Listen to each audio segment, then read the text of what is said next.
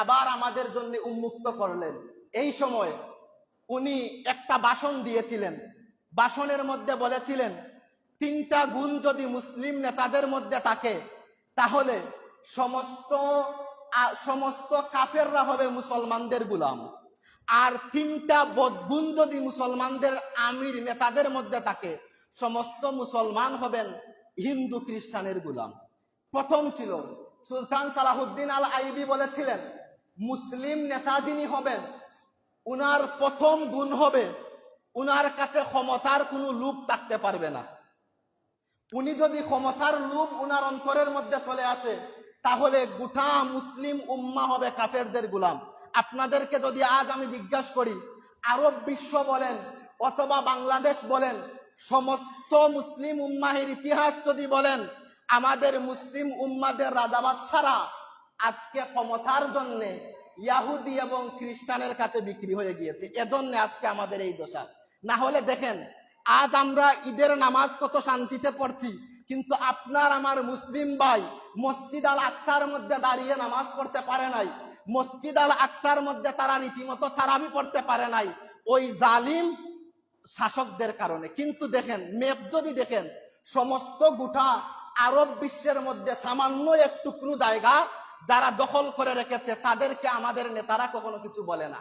এই হচ্ছে একটা গুণ।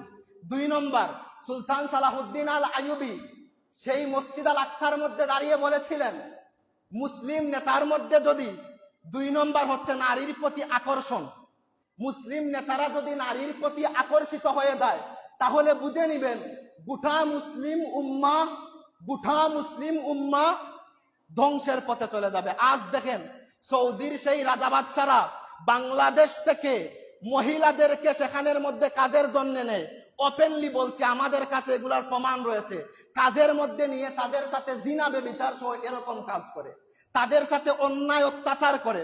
তাহলে দেখেন, সেই সুলতান সালাহুদ্দিন আইয়ুবী বলেছিলেন, মুসলিম লিডাররা যেই সময় নারীর প্রতি আকর্ষিত হয়ে যাবে, শুনে রাখেন মুসলমান, দিন আর বেশি না, সমস্ত মুসলমানেরা হবে ইহুদিদের গোলাম।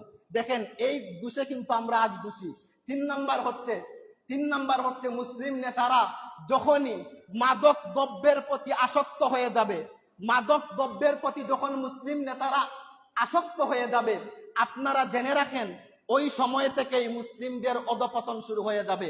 2য় বিশ্বযুদ্ধের পর থেকে যখন মুসলিম আমাদের সর্বশেষ সালতানাত অটোমান সাম্রাজ্য যেটা প্রতিষ্ঠা করেছিলেন উসমান গাজী, ওই সময় থেকে শেষ করে এখন পর্যন্ত আমরা আর এক খেলাফতের মধ্যে আসতে পারি নাই। আমাদেরকে ইউরোপ আমেরিকা থেকে মানুষের তন্ত্র নামক গণতন্ত্র এর মধ্যে আমাদেরকে চলতে হয়। আল্লাহ পাক রব্বুল আলামিন হেফাজত করেন। আজকে ঈদের দিন